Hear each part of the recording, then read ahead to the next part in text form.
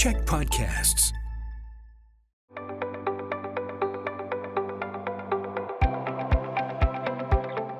Hi, I'm Bruce Williams. I'm the CEO of the Greater Victoria Chamber of Commerce. This is Chamber Chat, coming to you as always from the podcasting studios here at Check Media Group. I would like to begin by acknowledging, as always, that I live and work in the land of the Lekwungen-speaking nations, known to us as Songhees and Coosapsin. And all of this is made possible by the support of Island Savings, a division of First West Credit Union, who are changing what banking can do for people, for community, and for the planet. We've been having a series of conversations here on Chamber Chats with a number of the mayors in the region because they're halfway through their mandate when they were all voted in 2 years ago. Well, 2 years and a month, I guess, from now. Joining us today is the big one, the big municipality, the biggest of them all. Dean Murdock is the mayor of the District of Saanich. Mayor, how are you? I'm great, Bruce. Thanks so much for having me. How are you? I'm good. I'm just watching what all you guys are doing with all the moving parts everywhere. And you're halfway through the mandate now of being mayor. You were a councillor before, so you kind of knew what you were getting into. But what's different about being mayor compared to when you were a councillor? Oh, I would say the biggest difference is just the size and scope of the job. I think when you're in the role of being a counselor, you can kind of focus on a particular subject matter. You get appointed to chair a committee, and you kind of get a chance to cultivate a bit of expertise in transportation or housing or parks and recreation. When you're the mayor, that all just zooms right out, and you really have to have a good handle on all of the aspects of what local government does. And I learn all the time about more aspects of what local government does. When I first got into this role, there were things that people would come and talk to me about, and I would say, "Oh, I didn't even know we did that." So it's been a really enjoyable and really a lot going on, but we've got great people who are making good things happen. Yeah. Give me some highlights of the past 2 years for you. One of the things that I think that we've really paid a lot of attention to is obviously housing. It's the topic that you hear most about from folks, and both in terms of availability of places and affordability of places. That's been a major focus area, not exclusively, and of course we've had to plan for all of the elements that go along with creating more homes, because that means more people in our community. But that's been an area where we've really put a lot of focus and energy in making sure that we're getting places built that are family suitable, that are appropriate for older adults who want to downsize, and of course places that are affordable. Looking at ways that we can use Saanich owned assets to create affordable buildings that can be rent geared to income, which is what we're doing with the redevelopment of the Nellie McClung Library in Saanich. But that's really, to me, been one of the areas where we've made a lot of great progress. On the transportation side, we've also been doing a lot of work to try and make our roads safer and easier for people to get around. I appreciate that there's also an awful lot of construction going on that's made it less convenient for people to get around. But all of that is about looking after our infrastructure and making sure that our community is in good shape for years to come. Yeah, we're going to loop back and talk a little bit more about some of those things. But what's something that surprised you about being mayor? I would say, even though I had 10 years of elected experience to be prepared for the role, I think the thing I maybe wasn't fully prepared for was when a big issue emerges, is just how out in front you are of that issue, and doing media, responding to emails, going to community meetings, and really being the one on the hook for those decisions in a way that I hadn't previously experienced as a counselor. We're all in this together. We all make decisions that we think are for the good of the community. But when the going gets tough, you really recognize that you're the one who's out there having to answer the tough questions. And I appreciate it. I enjoyed the chance to do it, but it was more than I'd expected. Yeah, you and I get to work together on things once in a while, which is great. And you seem to me to be, for the most part, enjoying what you're doing. Yes. What do you enjoy the most about it? I love the job. I find things, even on the tough days, I find things about the job that bring me joy, that make me laugh, that really make the job meaningful and fulfilling. I would say the best day I've had on the job was when we opened the new splash pad at Rutledge Park. It was so much excitement. We had kids there from Cloverdale School, and we were out splashing around in the water. We were singing Taylor Swift songs. And it was just so much excitement. The weather was beautiful. Everyone was out to celebrate. That is the thing that is most rewarding when you see the impact that local government can have on health and well-being and just making people feel good about the place where they live. That's definitely the highlight of being in this role. Okay, so you ran for mayor for a reason. You had some priorities, you had things that you wanted to take care of. Has much of that shifted? Have priorities shifted in your world and in the perception of things since the time you took over? Oh, I think priorities are largely the same. I think some of the ways that we're going to go about solving problems is probably evolving as we know more as the province changes some of their requirements. But I heard very clearly when I was out canvassing during the election, and I continue to hear now from people that just as we talked about in the opening, housing is a major issue for folks. Road safety and making sure that their kid gets home safely from school. Those are things that are really important to people. The environment continues to be one that people raise as an issue, particularly as we experience, a cyclone bomb, another, potential atmospheric river, and all of the unpleasant natural consequences of the changing climate. I think people are genuinely concerned about our ability to respond to those things. And the good news is, from an infrastructure perspective, we are in good shape and we're looking after those assets. But we've also got a lot of work to do to make sure that people's homes aren't getting flooded, and we're planting the trees to provide shade for the next heat dome. All of that is going to be a priority, and probably will be for many years to come. I'm going to bet that people talk to you about exactly what we're going to talk about next, and that is taxes.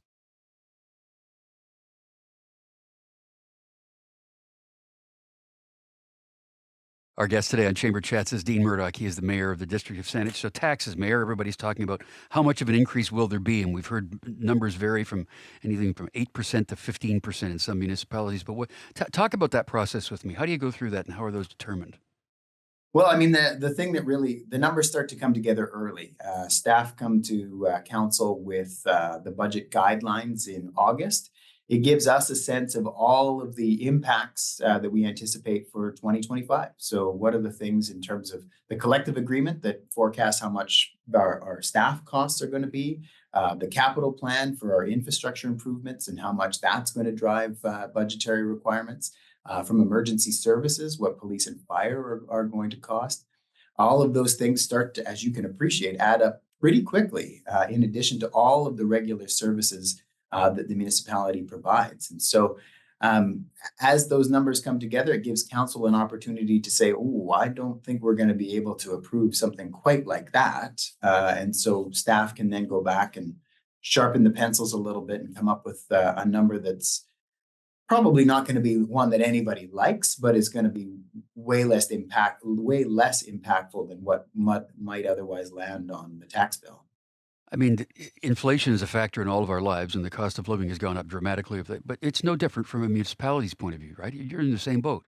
No, and unfortunately, the things that we buy are probably the things that have been most impacted by inflation. You look at concrete, asphalt, steel, all of the construction materials that are required for infrastructure projects.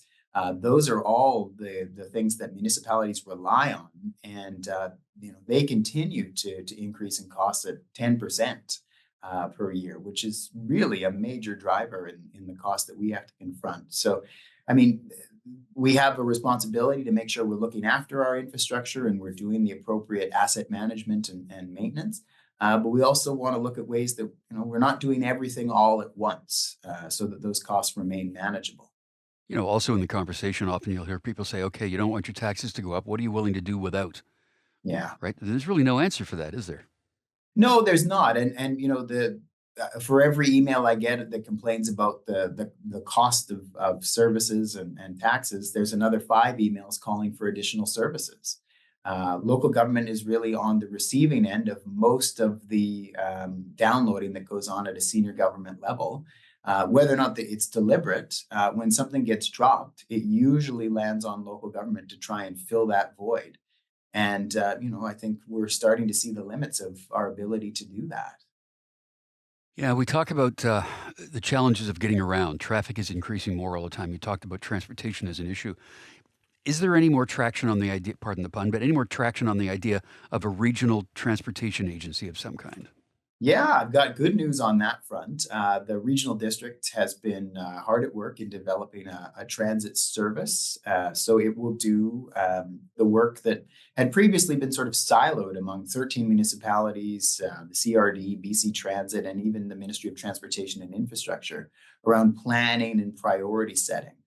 The idea is that we come together with a common set of priorities, and we can then speak with a common voice, with a single voice, to senior governments to try and attract investment in our transportation infrastructure. We've now created that service, and we've created the enabling bylaw to allow it at the regional level. This in the new year, you're going to see a process that will ask residents to assent to that new service.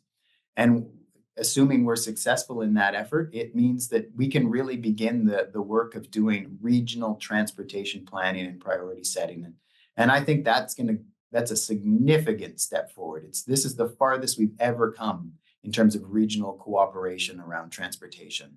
Yeah, when you talk about that kind of collaboration between municipalities too, there's the now undertaken the conversation around the Citizens Assembly, which is that whole Yeah. thing behind possible merger of Victoria and Saanich. Where's that at? Yeah, so that got started after much delay in early September, and is now well underway. The assembly is meeting. There are 27 representatives from Saanich, 21 from Victoria, and they're every Saturday getting together and really exploring all aspects of municipal service delivery, infrastructure programs, trying to get an understanding of where things could be combined or where things are separate by design. They will come back after they've completed their deliberative process and come back with a set of recommendations. Those could range from, here are some services where you could become a single service provider to create more efficiencies, or all the way up to you should consider becoming a single municipality. Whatever their recommendation is going to be put to voters in a referendum. Both Victoria and Saanich councils have committed to leaving it up to voters to make that choice. So it won't be your mayor and council that decide. It will be the residents of both communities. Yeah, how were those people chosen, by the way, that are in that whole Saturday meeting group? It's a really cool process. It's called the Civic Lottery, and it was organized by the group that was contracted to lead this process. And they so it's completely at arm's length. They sent out 10,000 letters of invitation asking residents in both communities if they'd be interested in participating. And then based on the responses they received, they then weight those according to the demographics so that it's representative of the demographic population in both communities, and then select the membership from there. So it really is a true reflection of where our community is in terms of the people who live here. Okay, and still with transportation, kind of, sort of, the whole Mackenzie Quadra conversation that's Yes. gone a whole bunch of different directions. Where's that going to land? Yes. Where's it landed now? Yeah, so we have just wrapped up the public consultation process on the draft. And I think it would put it mildly to say we've had a lot of interest in this planning process. I think it's probably fair to say that we got off on the wrong foot with this. It's intended to be the long-term vision for both of those corridors. Mackenzie is the longest contiguous route east-west in Saanich. And then Quadra is one of the longest streets in the capital, and the Saanich portion runs from the Royal Oak neighborhood down to about Tolney. The idea behind this planning process is to re-envision what that's going to look like. What kind of homes do we create here in the neighborhoods that exist? What kind of services, amenities, and things that will support livability in our community? And of course, it also talks about design changes on the road that might allow for rapid transit, particularly to get that very busy university campus served by high frequency transit along that route. What we've heard very clearly from people is that some of the designs which called for prioritizing the vehicle lanes for buses during peak hours isn't going to work for them. And it's going to create a lot of frustration and probably congestion that they don't want to deal with, and I think frankly shouldn't have to deal with. So all of that input is going to be evaluated. Staff are going to come back to council for some additional direction before the final draft is written. And I think council is going to ask for a rethink on how we get rapid transit on that corridor, but without some of the current changes that are contemplated in the plan. Another place where a lot's been going on is the Nigel Valley project. That's the one adjacent to Uptown. And then there's that whole Uptown strategy that is going to be going Yes. on for many, many, many years, which is really quite a remarkable and transformative plan. So tell me about that. Yeah, the Nigel Valley project has been underway for quite some time. We've just recently approved another development permit for more affordable units to be built in that location. The great benefit of this project is it is entirely geared around supporting people whose income doesn't allow them to move into other parts of Saanich in market rent. And folks who require supports, people who live with disabilities or have limited abilities, so that they have a home in Saanich too. And what's great about it is the location. I mean, it is so well served by, well, certainly shopping and amenities in the immediate area and transportation options for folks to get around. We're beginning to see that project fill out. There are still a few more buildings as part of it that will happen in the coming years. But between the multiple partners involved, like the Garth Homer Society, the Greater Victoria Housing Society, and the Broadmead Care Society, there are a lot of great new facilities, services, and homes that are going to be provided there for hundreds of new residents. So when we talk about construction and building houses, the housing we badly need, and renovations and all that sort of thing, to do all that, you need to get a permit. That's not easy. We're going to talk about that next.